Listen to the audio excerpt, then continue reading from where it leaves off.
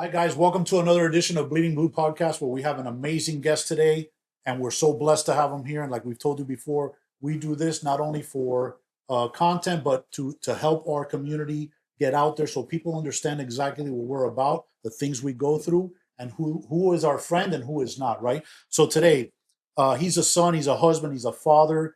He served 23 years in the U.S. Army, decorated and retired Army Green Beret, a recipient of the Purple Heart, Bronze Star, and the Soldier's Medal. He's an advocate for veterans, a strong supporter of first responders. He was elected to the Florida Senate. He currently holds a position of Lieutenant Governor for the great state of Florida. And with our help, he'll be the next governor of Florida. Please welcome Lieutenant Governor. It's going to be an honor. Yeah. Jesse, thank you for having me here. And it's a cool studio, man. Good to talk with you guys and look forward to the chat. We tried to do the best we could here. Yeah, the feng shui is great. Yeah. You guys all lined up. Yeah. So again, Danny. Yeah. Founder, we all know who he is. We don't have to introduce him. After that introduction, I can't really say much. Yeah. I'm just Danny. Danny, it's good to have you here, brother. Just here. Appreciate you, bro. But seriously, I appreciate what you did. Finding a problem, creating a solution, and getting it up and taking care of the people out there doing the hard jobs is so important, brother. So thank you. I think one of the main things that really sets us apart is that we are the soldiers on the ground that built this organization, right? It's Yep. not, just people with money that are just throwing money at a problem. It's the true heart behind the organization that got this to where we're at today. Yes, sir. And still bringing in people that are able to help us and continue this organization. So going on 4 years strong now, and a powerful legacy that we've built. And, I think we've made it pretty far. So It's awesome. It's an honor to have you here and get in just to have a conversation and chat. Appreciate it, brother. As everybody knows, the followers know, I recently had the hip surgery, and so I had a lot of time to study the Lieutenant Governor, and I loved everything that I saw. We've always told you that we'll bring you real people and true stories, and there's nobody more true than him. He fought for our country, and you can say that about a lot of guys, and we're always grateful for their service. But he's really put in the work. He's a servant at heart, and you can tell everything that he's ever done. And we love Governor DeSantis, and what better accolades and just putting it out there. A lot of people have said, well, he hasn't endorsed the Lieutenant Governor, but he gave him the keys to the state. He could have picked anybody else, and he decided to pick him just based on who he is and what he's about. And so we wanted to talk about that. No. That was a big issue, and people always like to paint a certain picture, but he gave you the keys to the state, and the trust has to be amazing. Well, the trust is amazing. And getting to work with the greatest governor in our state's history, man, it's incredible. But you look at what he said, you got to be day one ready. He would not have appointed me, would not have given me this position where you're one moment away from leading the state of Florida if I were not day one ready. You can't go warm up. There's no bullpen, right? Yeah. I can't get my arm loose. You got to step in and lead. Yeah. And if you're going to come after the greatest governor, someone like Ron DeSantis, you better be prepared, man. Don't be found wanting. We have 23.5 million people whose lives depend on strong leadership, Yep. getting the government out of the way, making sure that we are the free state of Florida. Man, it's a privilege, it's an honor, and I'm grateful for the opportunity. I'm a kid who grew up on welfare, from a broken home and a broken family. To be here today as the 21st Lieutenant Governor of Florida, serving 23.5 million people, the American dream is real. It's alive and well in Florida, and if I can do it, anybody can do it. It's funny you say that. I do agree with you. He is the best governor we've ever had. For sure. And what I like about him, he's had balls of steel at time of adversity. Yeah, man. Like with hurricanes and all this stuff. But there are evildoers in the world that want to get up and they want to break down this country. What he did with COVID was now having, Dr. Fauci realize, everybody realized who he really was. And we all knew that, now they realize how important it was to have a governor like Governor DeSantis. Yep. I still remember that press conference. Hey, take off all your masks. That was all this incredible. Goofy stuff. And people thought he was crazy. Not crazy. He knows exactly what he's doing. COVID followed by Afghanistan were the two reasons I got into politics. You couldn't stand on the sideline anymore. You couldn't complain. You had to be part of the solution. And to see one man step in with the president, our Congress, other world leaders attacking him every day. Yeah. But he stood between them and our people and protected them. The Fauci ouchie is one of those things just keeps growing generation by generation, right? That guy was a problem, but who knew that he had a secret diary where he told all of his bitter stories and angry liberal tears? It's pretty amazing to see what's going on here. Agreed. But you know what? I agree with Ron. It's a badge of honor. If that dude is upset with you, you're doing something right because he stood for freedom, opportunity, and protected our people. I'm all in with that every day. That's the Florida way, brother. 100%. And I was telling my wife the other day, I believe that when it's all said and done, Dr. Fauci is going to be one of the biggest terrorists because he caused a lot of people to lose their life. He did. And he caused a lot of people to not be with their family at one of the most important times ever. And there's a God, and he's going to pay for that. And Yeah. I believe that. So let's get into real quick. Another issue is data centers. What exactly are we talking about when we talk about data centers, and why are they so bad for the state? Yeah, so data centers haven't talked about that at all over the last 6 months, right? It's a brand new topic. So joking, obviously. Yeah. Look, hyperscale data centers are a big issue, right? First off, we know that one hyperscale data center can take the same amount of power and water as a city of 50 to 100,000 people. That's significant. Now, in Florida, we have this great guy, you just talked about him, Ron Right. DeSantis. He has put a series of guardrails in, but I want to put a pin in that. And I want to talk about the 3 courses of action. And I'm just going to call them out for whose they are. Byron Donalds wants to raise the racing flag, let it rip. You're going to see overgrowth. You're going to see ag land really put at risk, waterways, aquifer. You're going to see huge issues with the aquifer and our water as a whole from a quality standpoint. So number one, Ron put in no power cost to the people, no water cost to the people. If you're going to be here, you're going to have to cool in a way that doesn't hurt our water, doesn't put the water cost on our folks, nor are you going to put the power cost on our people. There's a third rail that's important to me, and that's this. If a city or county, wants to bring in a data center, they talk to their people, you cannot hide behind an NDA. Why? Because if you are, the people never really know the truth. Yeah. You can't go, surprise, you have this right in your neighborhood, and it's changed everything about who you are and what you stand for. But let's also be honest about this. I hate government overreach. I don't want the feds in my life any more than they have to. I will never let Florida become what we fought against. We cannot reach down into cities and counties and tell them how to do everything, how to run their lives, because then we're becoming that government overreach, that problem. And as a conservative, I'm going to pull their conservative card on the table and say, look, y'all are wrong. You want the government to come in here and wreck and close an entire line of commerce? Right. That's socialist. Yeah. That's not Republican. That's certainly not conservative. Do it right or don't do it at all, man. Ron DeSantis has put those guardrails in. We're going to protect those people. But here's the thing. Where data centers are right now is not where they're going to be in 6 months. They are growing so fast. You got to stay on top of that language, that legislation, and you got to protect the people actively. You have to choose to do that. That means you have to pay attention. You have to continue to lead. And we got to make sure we understand that data centers, the hyperscalers, are the issue. So as they grow, all their lingo and their language will change, right? Well, it'll continue to develop. And here's the interesting thing. Data centers aren't new. Data centers have been around since 1950. There were big buildings with tape. And then they got smaller. Then they went to the cloud. Then they came back down. Right. And they're taking acres, hundreds of acres in some case, of footprint. You don't have to be that big. You're actually starting to see a lot of good companies, people who have our same values. They don't want to see overgrowth. Right. They don't want to see farmland go away.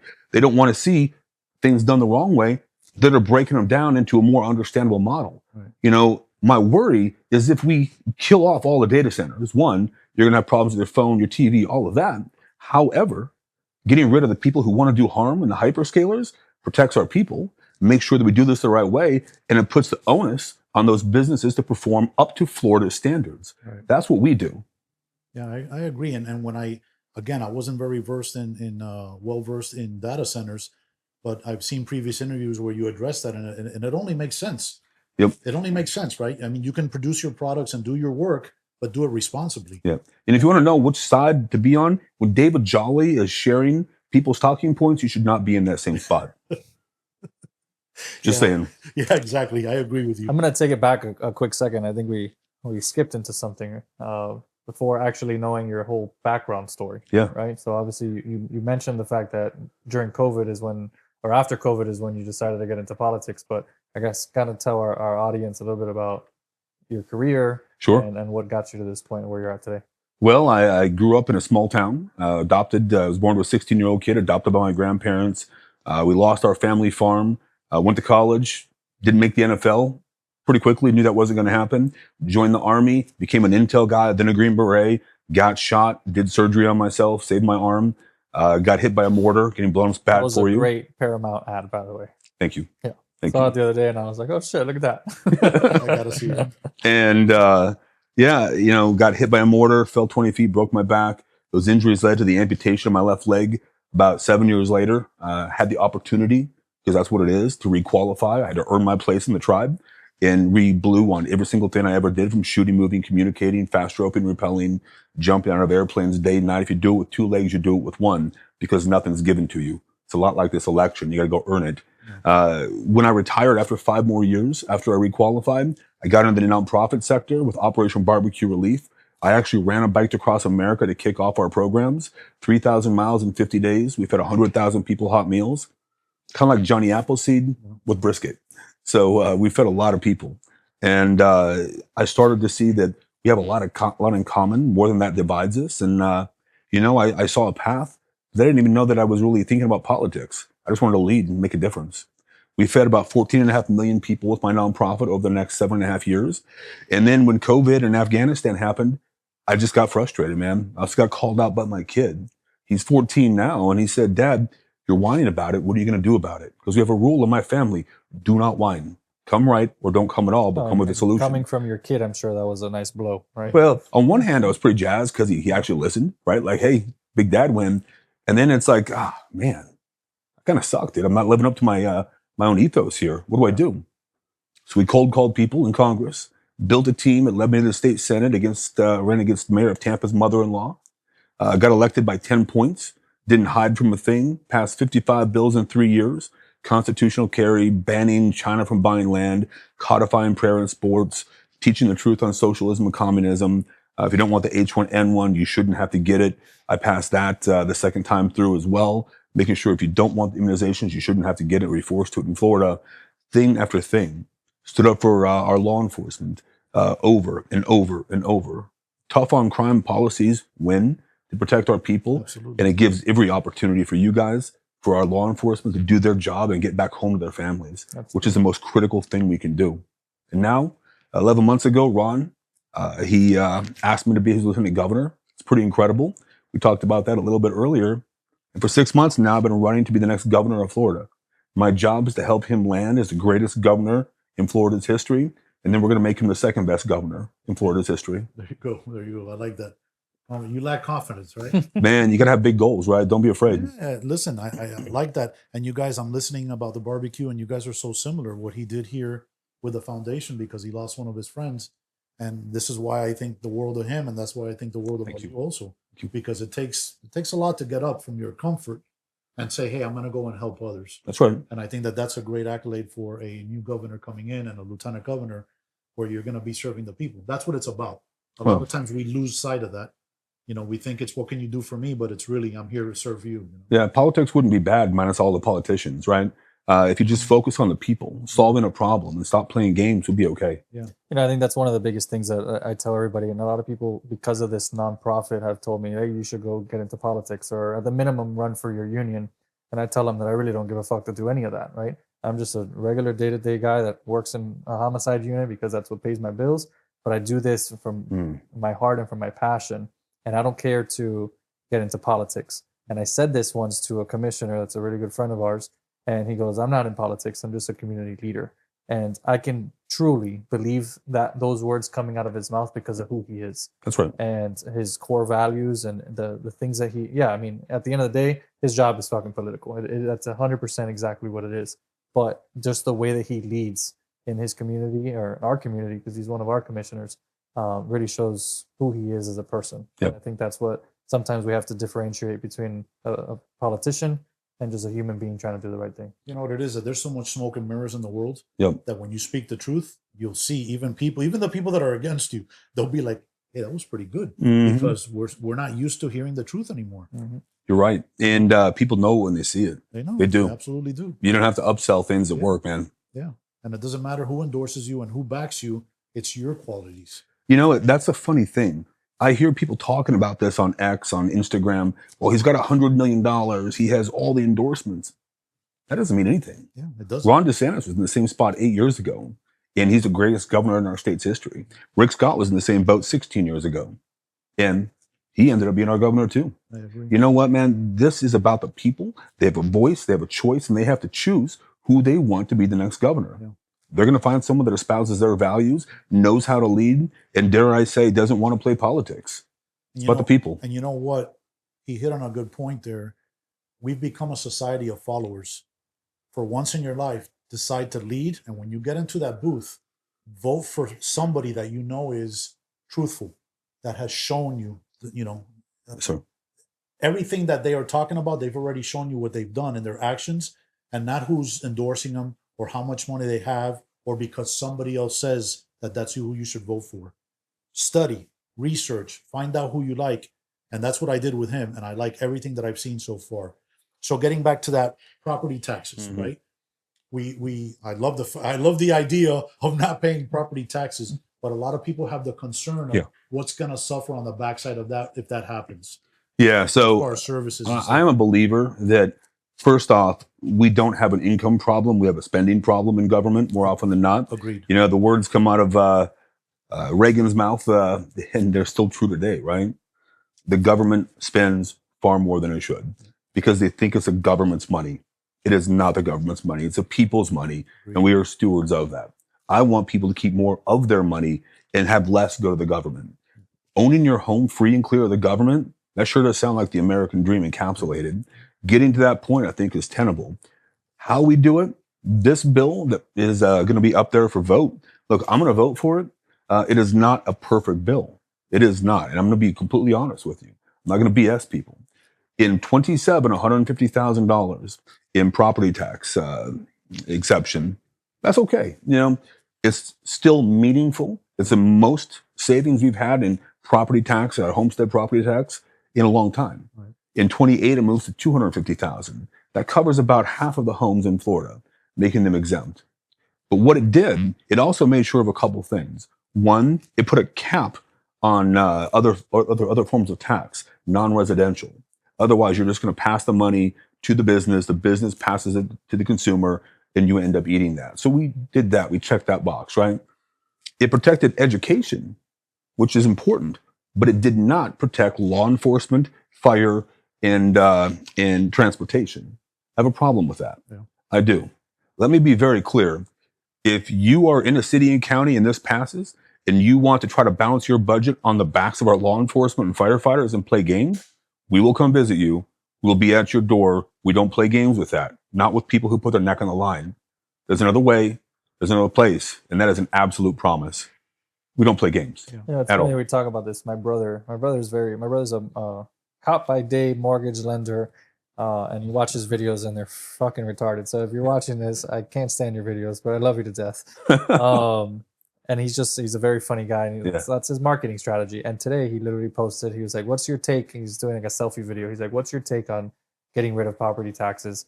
As a law enforcement officer, is this going to affect my day-to-day job? Am I going to be limited on resources? Are we going to have budget cuts and all that stuff?" But then as a homeowner, I'm going to have that money there. So it's not a coincidence. I don't believe in coincidence. They're all God instances. But that he literally posted that today, and we're getting from your mouth exactly what we wanted to hear. Now, you know, spot on, first off. And second, you know, there's something else that was remiss on that bill. It was supposed to have a grant at the back end of it for our 29 fiscally constrained counties. 21 of them are pretty dire.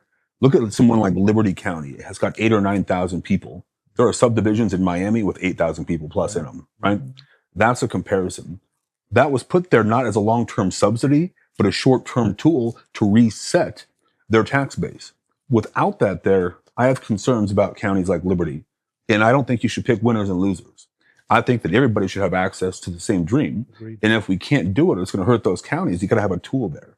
So whoever the next governor is, and if I am, day one, you better put a plan in place to get that grant back at the back end of this thing to protect those things. You better figure out a way to make sure that spending priority goes to law enforcement, fire, education, and roads first and foremost, and make sure there are no games being played. But let me also share this, big picture wise.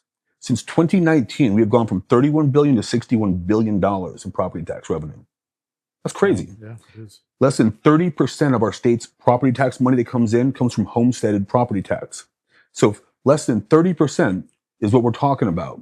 We're talking about a minor piece of that right now. You cannot tell me that most counties cannot make this happen.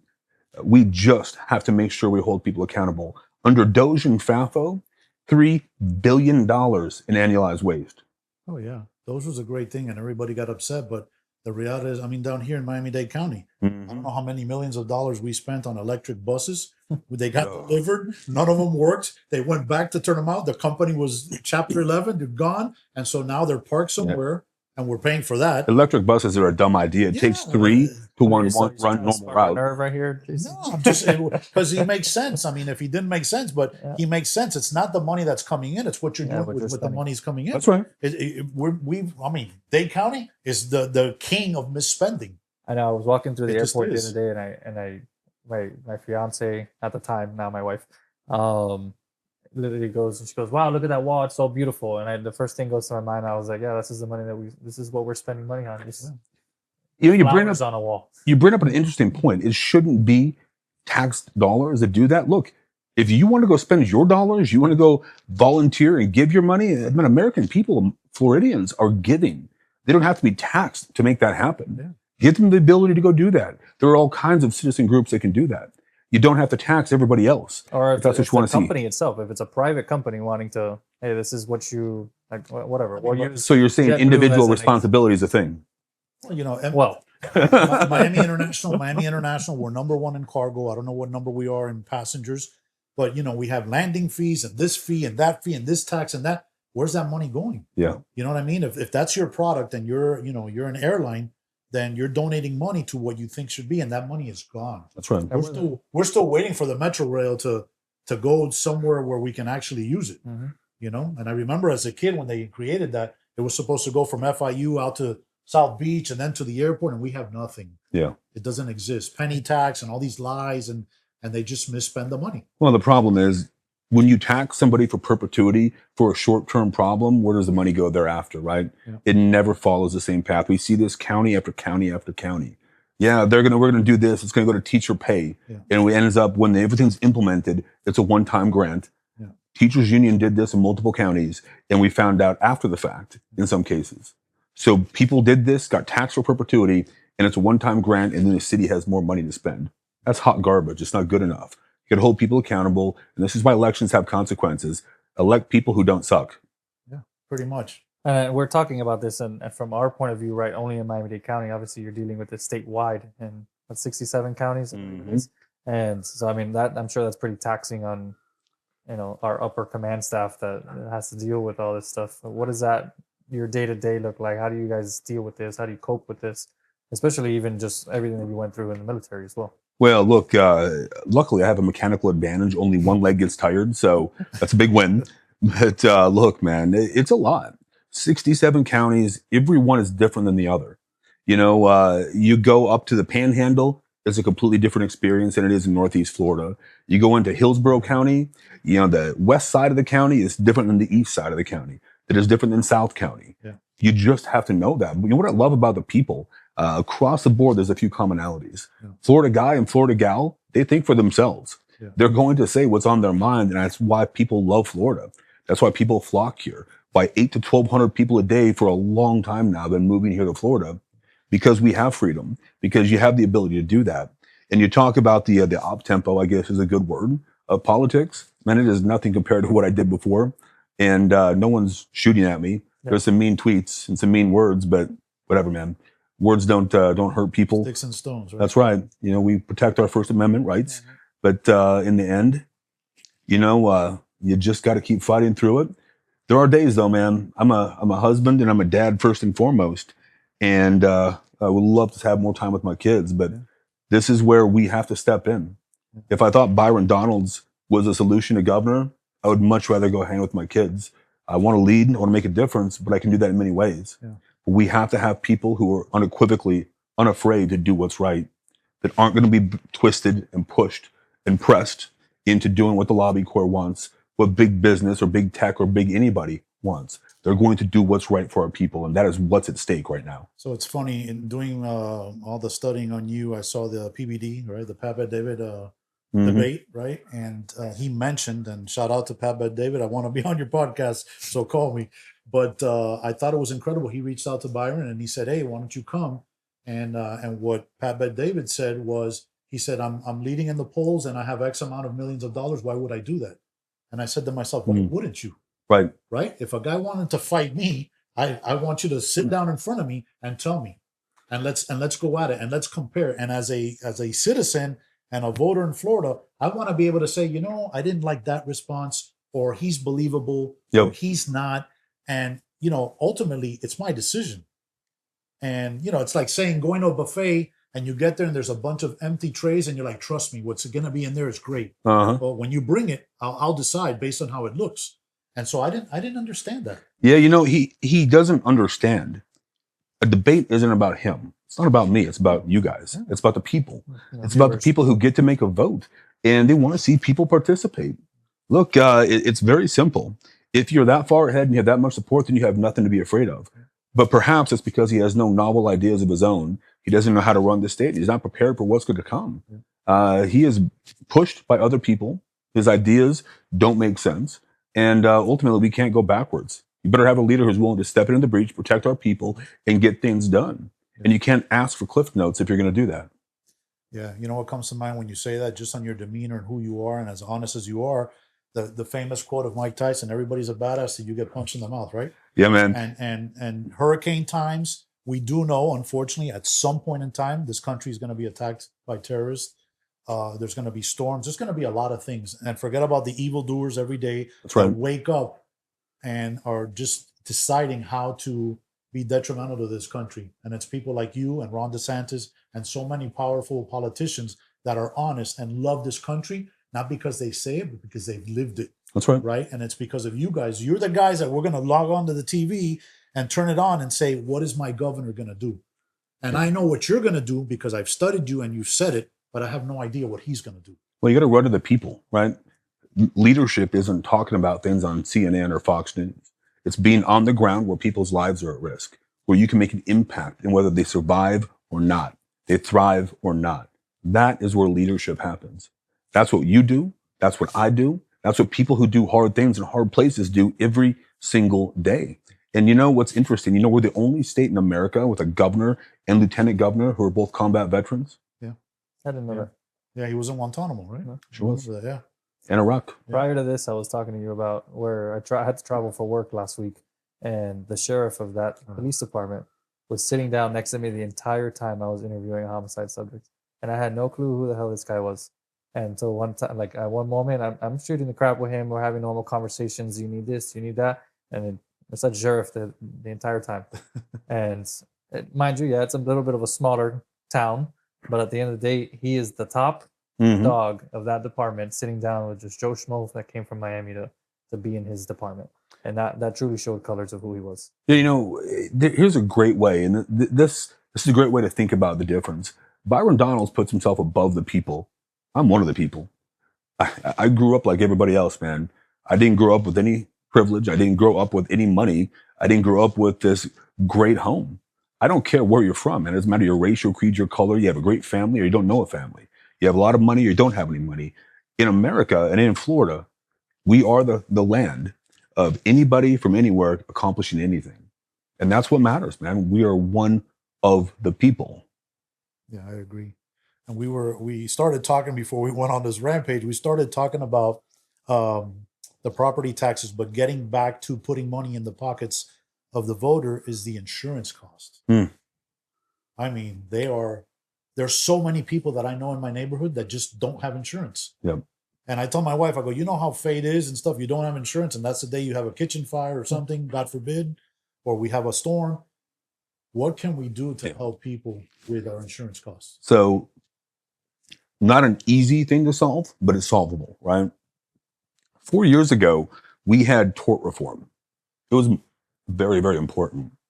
We had 77% of the litigated claims in America came from the state of Florida. We were lawsuit crazy. Billboard attorneys, right? We had 7% of the functional claims. Think about that. No wonder things were expensive. Everybody was being sued. Everybody was doing that. On top of it, we had fraud everywhere. We were down to one insurance company, just one. When that tort reform passed, what did you see? You saw thousands of lawsuits filed instantly under the old laws. That clogged the system. It pushed that money back on the people. So first and foremost, what we cannot do is roll backwards on tort reform. Next thing we can do is look at some jurisdictional things. I don't think insurance companies, if there's an issue, should be able to go out of state. I think the court of record should be here in Florida. I think that saves a chunk of money right there. I think there's some insurance clarity things that we should be looking at. So the price you're quoted is the price you get. I also love a dashboard approach. So in a claim situation, like after a major hurricane like Idalia or Helene or Milton or Ian, I think you should list all the claims by city, by county, by state. Take off the name, take off the address so there's no wonky stuff, right? But then list it there. And when you start to see certain insurance companies not following through and playing games, they highlight themselves against everybody else. And when the consumer can see that and they have a point of contact on that state dashboard to go contact, the free market takes in. I'll tell you what, you know you're over the target when everybody is universally frightened of the same thing. There's accountability with that, where people have a voice. The next thing, programs like My Safe Florida Home or My Safe Florida Condo have shown a direct reduction of $800 to $1,200 per family every time those are engaged. You saw that in our budget this year, Ron made sure we had money out there for this. That's fantastic. We've got to continue to do that. We got to make sure that those who are most at risk have access to it to help get their homes prepped and ready, because we know our building code works. Yes. You know, as a nonprofit executive, I went door to door to door feeding millions of people after every single hurricane in Florida. It was 900,000 after Michael, like 1 million after Ian, 800,000 or 900,000 after Idalia, 1.65 million after Helene and Milton. We were on homes that had windows and damage, but were okay. And you'd show up on slabs that used to be someone's home, and we'd feed those people. We have to get those programs out there to help bring homes up to our standard and code. The number one thing that is killing us in terms of insurance is fraud. Our laws are in place, but you still have fly-by-night vendors out there doing dirty deeds in dark places, right? And when that happens, we all pay the cost. Do you think it's an issue of not prosecuting them, or that they're getting away with it? It's a little bit of both. Yeah. Now, not every county doesn't prosecute. There's some that just love for that. And, we stand with them. But if you start letting people off and you're not holding them accountable, you're the problem, right? You can't turn a blind eye to this, because we all pay that price. You know, I think about families out there getting charged $35,000 to cut down a single tree. What on earth are we talking about? Yeah, that's crazy. Right? And that's crazy, because it's a disaster scenario. That gouging, those issues cost us. Now, you know, there's a helpline with the Attorney General. Right. There's a helpline with the CFO. People should call those and make sure that they're connected. All of those are things we can do right now to help mitigate insurance cost. Yeah. But there are some things we should start looking into, especially when it comes to places like Big Bend, or where there's a lot more trailers and, manufactured homes. Yeah. The insurance market's a little bit different in that space. And I think you have to start being incredibly aggressive, and we got to solve some problems that make sense for them, because, they want to protect their home. They want to find a way to do that. And that may be more deregulation and getting the government out of the way and offering opportunity. But in the end, the people have to be the priority. Yeah. And I agree. The building code was a big winner after Hurricane Andrew. Mhm. Born and raised here, Hurricane Andrew was just leveled us and destroyed us. And then they realized, oh shit, we can't use nails. We can't use nails in the roof truss and stuff because Yeah. it blows off. And that really helped a lot. And as the storms have come through, and Katrina and Wilma and all this type of stuff, we've learned that the building code really, really Sure does. took a huge chunk out of what would have Sure been does. normal damage, right? I'm sorry, Well- JC. I wasn't born back then. Yeah. The other thing, man, Yeah. permitting and impact fees. I've been talking about this for months. There's a compoundingly negative effect and disaster on insurance, and it's because of the carrying cost. The carrying cost of impact fees and permits not moving rapidly, right? Permitting, they should take 6 weeks. It's taking a year and a half. You're carrying all that interest, right? And that always gets passed on to the consumer. And it's inherently dangerous to our people when you take that with a FEMA 50% rule, which means if you hit the 50% plus 0.01, that whole structure's got to come down. Who pays that cost? That raises everybody's insurance rates when that happens. Yeah. Permitting has to get better. There are some cities and counties that are about a half inch away from using a rock and a chisel for a permit. Yeah. Like, that's got to get better. Yeah. It should be digital. Yeah. It should have a shot clock, and it has to be quantifiable. Yeah. And it's got to be out there for the world to see. Put it on a dashboard. No games. Yeah, there's the technology has to be used for everybody's favor. That's right. I mean, there's the old, like you said it perfectly, a rock and a chisel. There's still people waiting in line and stuff to get permits, and then having to jump through hoops. You just need to streamline that stuff so we can get through that. Let's talk real quick about agriculture, right? And I started laughing because as I was doing these questions, as a kid going up to Disney or going up to Jacksonville with my parents, I remembered all the orange, orchards, and we don't see that anymore. I remember the whole canker thing when it came through. But agriculturally, where do we sit as a state? Yeah. We have so much. I mean, we have sun, constant rain. Where are we as far as cattle? Where are we as far as our fruits and stuff like that? Where do we sit agriculturally? Yeah, so What could be better is what I'm saying. we are tipping in a very dangerous position. First off, food security is national security. Yes. If you cannot feed yourself, you're never truly free. If you're dependent on another nation, another place to give you food, when things go wrong, they're going to stop feeding you, right? That's just how this works. So we have to solve it. You nailed it on the head with citrus. There's been a huge degradation in that industry. Yes, from the canker, greening is a huge issue. The freeze, it's affected everybody. Right now, we have so much loss across the state. It's put that in a very difficult position. Now, there are hopes that you can fix it with some new rootstock from University of Florida, IFAS, and what they're doing. But we also have things like cups, which is a giant net system that goes over the top of the trees. But the problem is you still have to be able to harvest that. And that cost structure and everything else is very, very hard because of the cost of labor, right? This is a big discussion on illegal immigration and labor. Oh, yeah. And look, man, if you enter the country illegally, the crime is entering the country illegally. I believe that. But we also have to move science to move at the speed of people's lives, not the speed of science. If we can't harvest it because of labor, or people aren't going to get out there and work, then we have to solve problems. You can't just expect it to happen magically. There's no magic wand, right? It doesn't happen that way. It's not Harry Potter, right? This is real life. And that's first. But as a state, we have over 300 commodity lines. What is odd about that is because we have so many crops, we don't have the bartering power of the wheat belt, the barley belt. So programs, bad business deals, bad international trade agreements like NAFTA disproportionately hurt this state. When I got elected in 22, we had 55 dairy farms. We have 46 now. Yeah. 5 years before I was elected, we had 105. 5 years before that, it was 265. That's just one industry. Every industry is the same way. There's a saying that's the last thing any farmer plants is a subdivision. Why? Because the value of their land far exceeds what they can get in crops. How do we fix this? First off, if we could fix the international agreements, we could fix the federal government all the time, that'd be fantastic. But we can't. So we got to make the microeconomic system work for us. What does that look like? Well, one, you're going to have to give more direct to consumer. That means more deregulation. Letting farmers sell direct to the consumer, stop having that VIG or pushing that money around as much, right? More distribution, more opportunity to do that. So when there's more competition, prices go down, opportunity goes up. And then the last thing, processing. You look at protein, there's really three major manufacturers that draw everything there. More small, independent processors that get the product out there to the consumers more effectively rebalances the market. Right now in agriculture, over 50% of the profit is in the last two stops, distributors and the store. But 0% of the risk is there. You're going to have to rebalance that. That means getting the government out of the way, deregulating, just like I said, and that gives us opportunity. Every farmer wants to see their family maintain their farm, their kids take it up, but they're not going to do it if you can't make money. You can't feed your bills. I don't want subsidies. Subsidies pick winners and losers.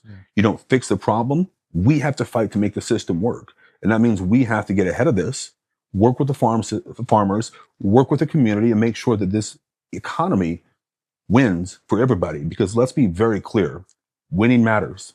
Losing sucks. Oh, yeah. We should expect to win. Yeah, absolutely. And just to hit on something, I don't know if you have the answer, but I know that other states have had issues where, and we've talked about this on a national scale, where China, talk about food security. China has come in and I think they own, I don't know what huge percentage of all of our pork, right? In Georgia and stuff like that. Yeah. Where is the state of Florida? And I know Governor DeSantis has been very, paying a lot of attention to that for a safety purpose. Is China involved in agriculture down in Florida? And so is there any way to curtail that? Because it's a huge issue. Yeah, so we passed a bill a few years ago. It was actually a bill I carried that banned China from purchasing our land, that banned countries of concern from buying it as well, and it meant real property. But what you have to stay ahead of, and this is always the game, are the second, third, and fourth iterations of that. Meaning they get very, very crafty in how they do it. Hide within an LLC, in a double or triple blind trust, and the money moves that way. We have to make sure we protect our people. Our focus has to be on Floridians and Americans first. That is who got us in this position. That's who we stand by and who we protect day in, day out. And I'll tell you, we have to be really focused on this. It's not just selling or having access to crops. It's homes. It's access to local and national secrets. It's access to our court system, litigation financing. Did you know that sovereign wealth funds can invest in the outcome of a court case, fund it, and then they can help sway how that works? That's a real problem because we've seen historically the Supreme Court won't wait for a ruling or won't rule in themselves. They'll wait for a ruling from a subordinate court system. When that happens, a sovereign wealth fund could actually change U.S. policy simply just by putting pressure and weight on this. That's wrong. That's not America. And we have to fight that and call it out when we see it, like we just did. So many people are scared about being who we are, which is American. Yeah, more than love it. Brendan. Yeah, exactly. Don't apologize, man. We're the greatest nation. Who we are. The We're greatest the greatest state. nation in the world. That's right. We're not perfect, but we're 1,000 times better than anybody else, to the point that everybody wants to come here. That's right. Right? If we're so horrible, then just go ahead and pack your stuff and go ahead and go. Right? Well, that's why education is so important, right? Oh my God. You know, we have had this inherent bias, and you've spread this around the world that we should be apologetic for being American citizens. Like we did something wrong, man. I wake up grateful every single day to be a citizen of these United States. We live in the greatest state and the greatest nation in the history of our planet. We better keep it that way. Yeah. I had a friend of mine who sent their kid out to college. It was out in California.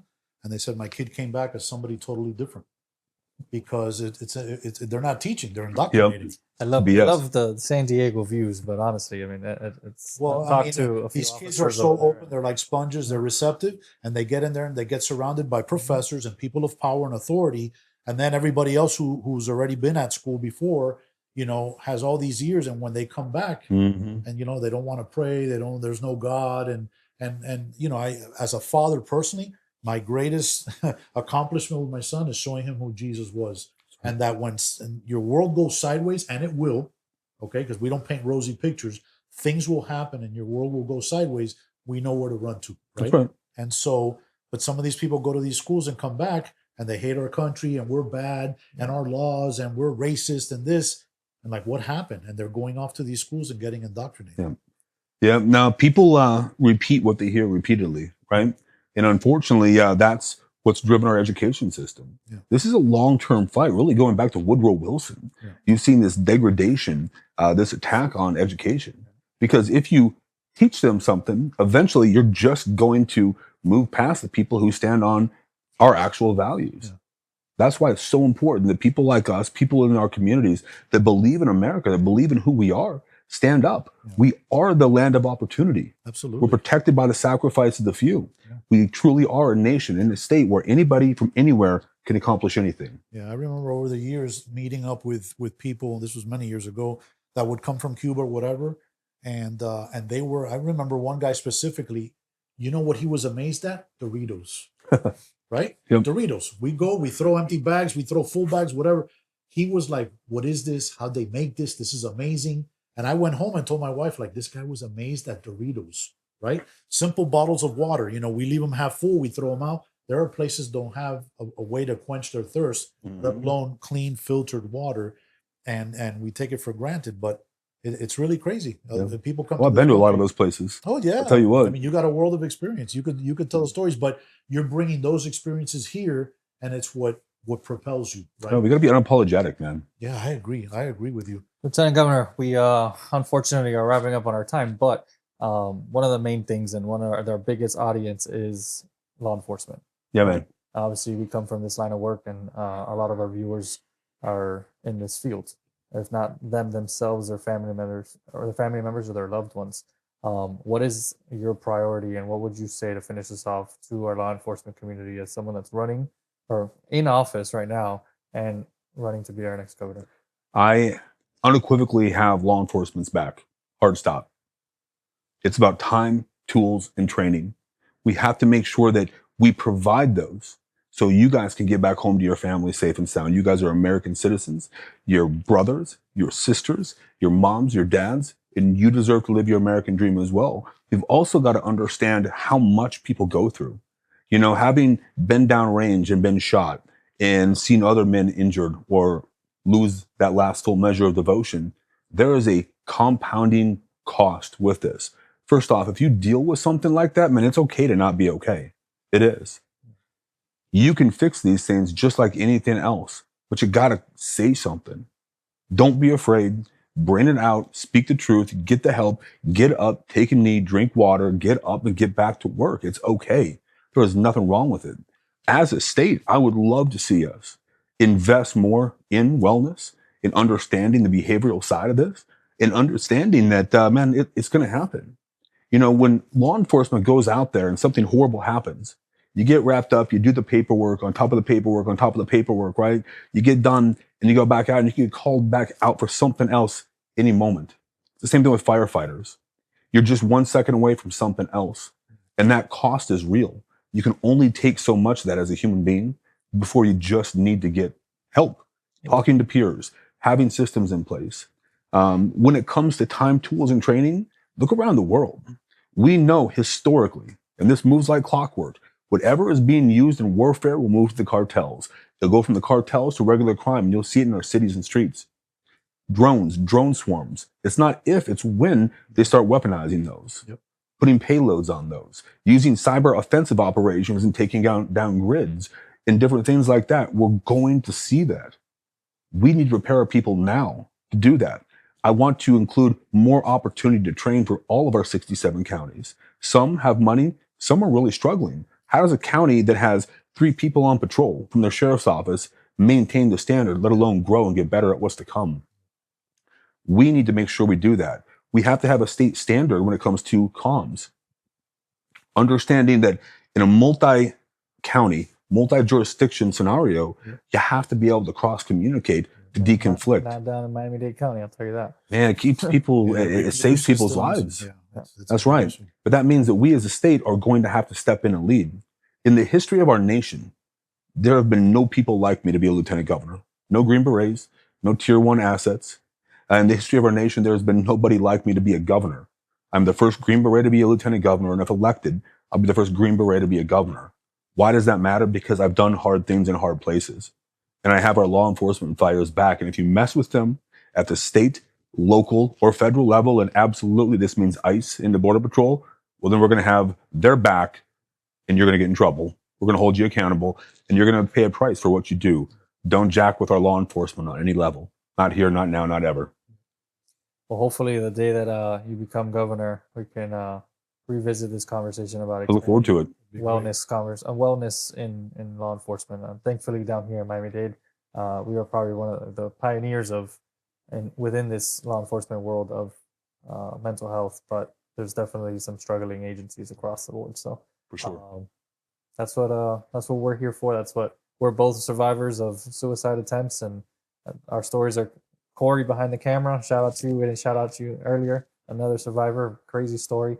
So it's something we're very passionate about, and it's nice to have support from always. So guys, thank you for logging on. As always, as you saw, we had an amazing guest, and you heard him say that it's okay to not be okay. We know that he's been through the grind. You didn't see his head fall off. You don't smell punk on him. He's a badass. He's certified because of who he is.